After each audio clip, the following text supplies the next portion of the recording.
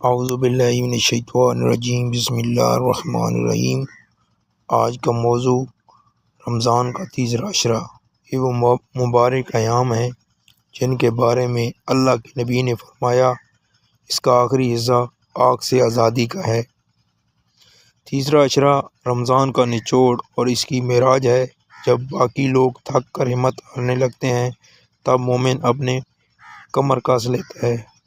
اللہ کے رسول صلی اللہ علیہ وسلم کا معمول یہ تھا کہ جب آخری 10 دن شروع ہوتے تو آپ صلی اللہ علیہ وآلہ وسلم اپنی کمر کس لیتے، یعنی عبادت کے لیے تیار ہو جاتے، راتوں کو خود بھی جاگتے اور اپنے گھر والوں کو بھی جگاتے۔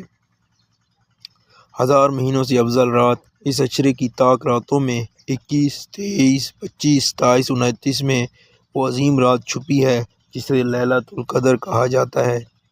قرآن کہتا ہے شب قدر ہزاروں مہینوں سے بہتر ہے، یعنی ایک رات کی عبادت 83 سال سے زیادہ کی عبادت سے بہتر ہے۔ یہ اللہ کے اپنے گناہ گار بندوں کو پر کتنا بڑا احسان ہے کہ وہ اپنی عمریں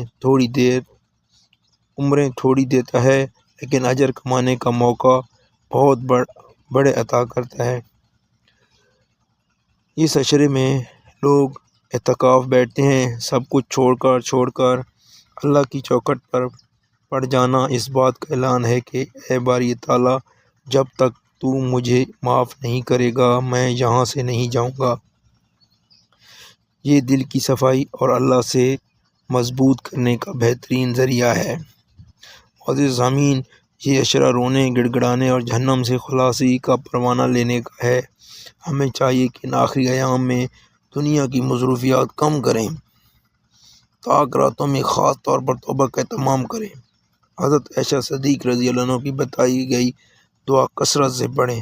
اے اللہ، تو معاف کرنے والا ہے، معافی کو پسند کرتا ہے، بس مجھے معاف فرما۔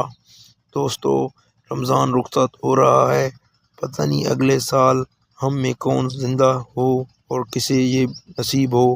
آئیے عزم کریں، ان آخری ایام کی ایک ایک گھڑی کو قیمتی بنائیں اور اللہ کو راضی کر کے ہی دم لیں گے۔